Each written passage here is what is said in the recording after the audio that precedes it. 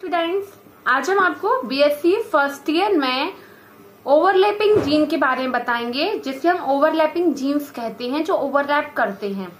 तो ऐसे जीन्स, एक जीन एक कार्य, वन जीन वन एक्शन के सिद्धांत के अनुसार ऐसा समझा जाता है कि जीन्स ओवरलैप नहीं करते। जो सिद्धांत है वन जीन एक कार्य वन फंक्शन एक्शन के सिद्धांत है एक प्रकार का। उस सिद्धांत से यह माना जाता है कि जीन ओवरलैप नहीं करते हैं।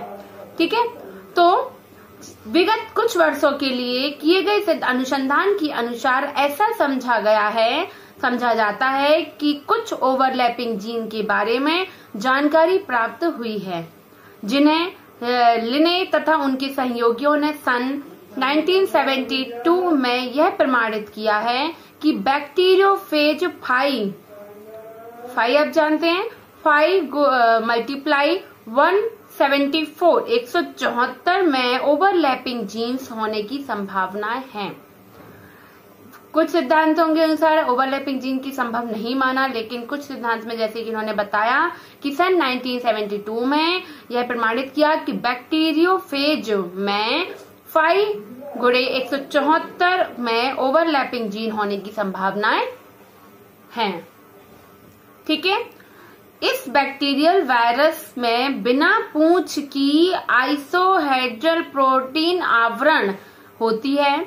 जो ये एक प्रकार का वायरस है, बैक्टीरियल वायरस में जो वायरस होता है जिसकी बात करें, जिसमें ये पाया जाता है ओवरलैपिंग जीन, ये कैसा होता है? आइसोहेड्रल प्रोटीन आवरण पाया जाता है, जिसमें गोलाकार एकल लड़ी और उसके जीनोम के रूप में होती है। जेनेटिक विश्लेषण से ने यह बताया है कि जेनेटिक विश्लेषण जो थे उन्होंने ये बताया कि इस फेज में 10 जीन होते हैं। कितने जीन? 10 जीन पाए जाते हैं। V13A, B, V13A, B, K, C, D, E, J, F, G, H, I। ठीक है, इनको हमने सिंबल से शो कर दिया। जब न्यूक्लिक अम्ल का मात्रात्मक निर्धारण किया गया तब यह समस्या सामने आई कि अमीनो अम्ल फेज उत्पादित करते हैं। जो अमीनो अम्ल हैं ये फेज उत्पादित करते हैं, और जो प्रोटीन में अमीनो अम्ल थे उनमें सही अनुपात का अभाव था। प्रोटीन में जो अमीनो अम्ल थे उनमें सही अनुपात का अभाव था। 5 गुणे 174 के जीनोम में 10 जीन्स होते हैं। उन्होंने भी बताया था कि 10 जीन्स होते हैं, उनमें 5386 न्यूक्लियोटाइड्स होते हैं। न्यूक्लियोटाइड्स की संख्या कितनी है?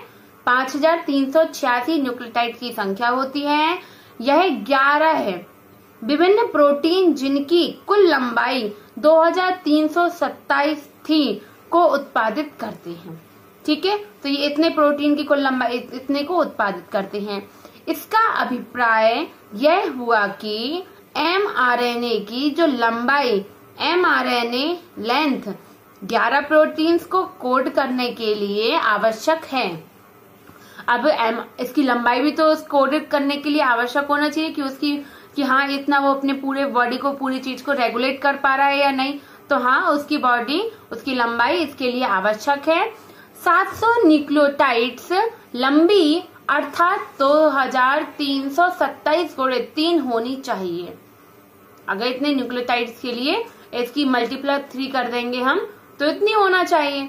जेनेटिक कोड जो प्रोटीन अणु की प्रत्येक अमीनो अम्ल यूनिट के कोडिंग के लिए कल्पित होता है, मतलब निश्चित किया जाता है, कल्पित होता है, वह 3 न्यूक्लियोटाइड कोडोन के लिए होता है। वह कितने न्यूक्लियोटाइड कोडोन के लिए है कल्पित है? 3 न्यूक्लियोटाइड कोडोन के लिए कल्पित होता है। यह कोडिंग किस प्रकार से 5 गुणे 174 में पूरी होती है? तो उसको हम डिवाइड करके उस तरीके से डिफाइन करेंगे कि कैसे हम उसको पूरा करेंगे, पूरी रेगुलेट करने के लिए। इस गुत्थी का जवाब सेंगर तथा उनके सहकर्मियों द्वारा सन 1977 के कार्य के द्वारा प्राप्त हुआ। अपने वायरस 174 का जीनोम तैयार किया उन्होंने। उनके द्वारा किए गए अन्वेषणों से यह ज्ञात हुआ कि यह बैक्टीरियोफेज में अमीनो अम्ल के 3 न्यूक्लियोटाइड्स का अनुपात पाया जाता है।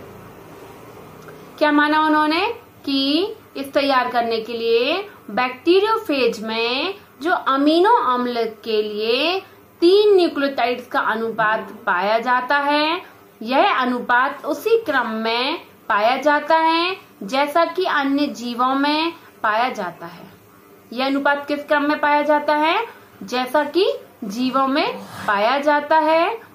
उन्होंने यह स्पष्ट किया कि न्यूक्लियोटाइड्स की संख्या अमीनो अम्ल के कोड के लिए आवश्यक होती है। क्या बताया? न्यूक्लियोटाइड्स की संख्या अमीनो अम्ल के लिए कैसी है? अमीनो अम्ल के कोड के लिए आवश्यक होती है। उनमें वजन ओवरलैपिंग जीन के द्वारा कर ली जाती है। क्लियर है ना? ओवरलैपिंग सीधी सी बात है। ओवरलैपिंग जीन में यहाँ न्यूक्लियोटाइड्स की संख्या, उसके आमाप, उसके बारे में यहाँ बताया गया है। साथ ही साथ अब मैं एक और क्वेश्चन, जंपिंग जीन क्या है? तो ऐसा पहले सोचा जाता था कि जीनोम पर अनेक लोकाई की स्थिति स्थिर रहती है। जीनोम में अनेक लोकाई की स्थिति स्थिर रहती है, लेकिन वर्तमान में ही कुछ आनुवंशिक वैज्ञानिकों ने जंपिंग जीन के उदाहरण के पेश किया। उन्होंने बताया कि ये जीन अपनी स्थिति को क्रोमोसोम पर बदलते रहते हैं। क्रोमोसोम पर ये जीन पाए जाते हैं, सभी आप जानते हैं। और ये जीन्स कहाँ होते हैं? क्रोमोसोम पर स्थित होते हैं, लेकिन यह अपनी परिस्थिति और स्थिति के अनुसार ये क्रोमोसोम पर अपनी स्थिति को बदलते रहते हैं। तो ऐसे ही जीन जंपिंग जीन कहलाते हैं। मक्के का एग्जाम्पल आपने शायद सुना होगा कि मक्के में जंपिंग जीन पाए जाते हैं। जीवाणुओं के डीएनए में कुछ खिंचे हुए भाग पाए जाते हैं जो जीनोम में एक लोकेशन से दूसरे लोकेशन पर गति कर सकते हैं। जीनोम में एक लोकेशन से वह दूसरे लोकेशन पर गति कर सकते हैं। ठीक है, जो शायद जीन सेट की भावाकृति पर नियंत्रण रखने में सहायता करते हैं। ऐसे जंपिंग जीन डीएनए खिंचाव को इमर्सन एलिमेंट कहते हैं। क्या कहते हैं? इमर्सन एलिमेंट के नाम से भी आपसे क्वेश्चन आ सकता है। प्रोफेसर सिन्हा ने बताया कि जीवाणुओं में एंटीबायोटिक रेसिस्टेंट एलिमेंट में एक plasmid DNA extra chromosome DNA का अणु दूसरे पर जंप करने की क्षमता होती है। इस क्रोमोसोम में क्या होती है? जंप करने की क्षमता, दूसरे पर जंप ही कर जाएगा डायरेक्ट की क्षमता होती है। तो एग्जाम्पल क्या है? एंटीबायोटिक रेसिस्टेंट एलिमेंट में, किसमें?